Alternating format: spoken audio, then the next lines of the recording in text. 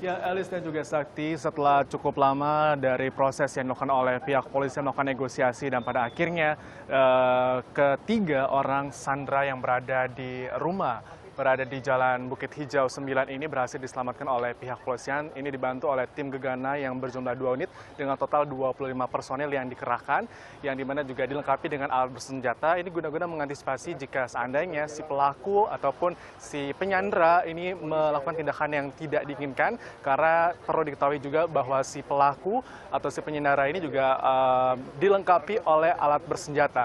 Dan hingga saat ini ketiga dari sandera ini telah diamankan oleh ke pihak polisian, yang dimana ketiga sandera ini diantaranya adalah si Bapak Asep Sulaiman, kemudian juga istri beserta anak. Setelah sebelumnya juga ada 4 orang disandera, yaitu si pembantunya, tapi pembantu ini bisa melarikan diri setelah sebelumnya dari pihak penyandera ini meminta untuk dibuatkan mie instan, dan pada saat momennya digunakan oleh si pembantu untuk melarikan diri dan memberikan keterangan kepada pihak polisi yang telah berjaga atau telah ada di sekitar lokasi tepat dari pukul jam 8 pagi.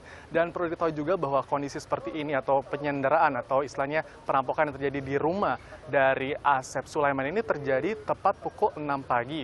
Dan untuk dari itu juga ada 2 pelaku atau penyandera yang diketahui berinisial AJ dan juga S yang telah diamankan oleh pihak polisian. Nah, guna untuk mengetahui lebih lanjut bagaimana sebenarnya apakah motif dan juga bagaimana kronologi situasi yang dilakukan sehingga pihak polisian bisa mengamankan sandera dan juga bisa menangkap si pelaku, bersama dengan saya sudah ada Kombes Pol Martinus Sitompul selaku Kabak Penum Divisi Humas Polri. Ya, selamat sore, Bapak. Ya, selamat sore, Mas Andri. Ini bisa dilihat kalau diketahui cukup panjang, Pak, proses dari menangkap penyandera dan juga menyelamatkan sandera. Gimana nih, Pak, untuk prosesnya sendiri?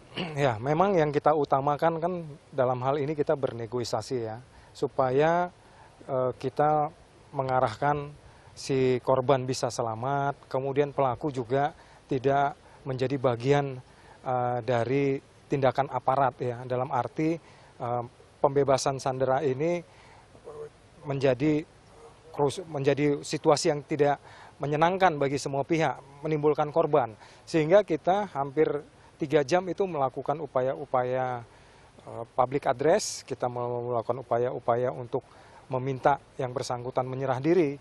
Jadi kalau tadi kita dengar 2-3 hampir berpuluh kali kita menyampaikan kepada si penyandera, si pelaku, untuk mau menyerahkan diri supaya semua bisa berlangsung dengan soft dan apapun persoalan di antara mereka itu bisa selesai juga dengan baik. Nah, itu yang membutuhkan waktu kita. Namun karena tidak direspon, kita lakukan upaya penggerebekan seperti yang kita saksikan tadi. Ini juga sempat terdengar beberapa kali untuk bunyi dari senjata yang digunakan oleh tim gegana dari pihak polisian, Pak. Apakah memang itu digunakan untuk menakut-nakuti atau seperti apa, Pak? Oh, tidak ada. Jadi memang ada satu tembakan itu dari si pelaku pada awal ya, yang bersangkutan mau melakukan penyanderaannya. Kemudian kemudian hanya itu.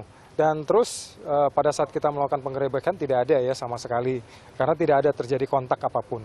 Kalau untuk pelaku sendiri bisa dikatakan apakah ini orang dalam atau yang mengenal situasi dalam rumah atau seperti apa nih, Pak? Hasil komunikasi kami, konfirmasi kami tadi, mereka tidak saling mengenal ya. Si pelaku tidak mengenal korban dan korban pun tidak mengenal pelaku. Oke, kemudian apalagi nih, Pak, yang dilakukan dari pihak kepolisian untuk mengetahui mungkin motifnya nanti atau dari si sandera yang mengalami trauma sendiri, Pak? Ya, ini yang kita sedang dalamin ya, motifnya apa. Karena pada saat kita melakukan penggerebekan tersebut, situasi di saat itu ya, itu terjadi satu percakapan biasa. Dan kemudian kita dalamin bahwa ternyata si pelaku merasa tidak nyaman karena situasi sudah kita kendalikan, dan kemudian si pelaku berharap kepada korban untuk melakukan menyampaikan bahwa ini adalah keluarganya dan tidak terjadi apa-apa. Jadi saya kira itu yang dimanipulasi oleh si pelaku, tetapi kita bisa ketahui tidak seperti itu persoalannya ya. Oke, untuk sandera sendiri benar jumlahnya 3 atau 4 orang, Pak? Ya, 3 bapak, ibu, kemudian 1 putranya. Saat ini bapak masih ada di rumah, ibu dan putranya itu kita bawa ke rumah sakit ya. Kita lakukan upaya pemulihan lah. Terima kasih Pak. Terima kasih Pak. Oke, dan Sakti Elis juga perlu diketahui bahwa selain menyelamatkan atau istilahnya mengamankan Sandra yang disandra oleh si pelaku, ini juga dari pihak polisian telah mengamankan barang bukti berupa CCTV untuk melihat lebih lanjut bagaimana sebenarnya situasi yang terjadi di dalam kondisi rumah. Dan perlu diketahui untuk kondisi rumah sendiri, ini tepat berada sekitar 300 ataupun 500 meter di belakang saya, ada di belakang saya, yang dimana ini rumahnya bernomor 17, dan perlu dilihat juga bahwa di sana juga telah diberikan garis kepolisian untuk mengantisipasi dari masyarakat sekitar yang ingin mendekat ataupun melihat secara langsung. Namun garis kepolisian tidak terlalu dihiraukan oleh masyarakat karena masih juga banyak masyarakat yang datang untuk melihat kondisinya dan istilahnya menghiraukan keamanan dari pribadi mereka sendiri. Ya, Sakti dan juga Elis. Ya, Andri Suryawanata dari kawasan Pondok Indah, Jakarta Selatan. Dan kita akan kembali menyimak informasi selengkapnya sesaat lagi.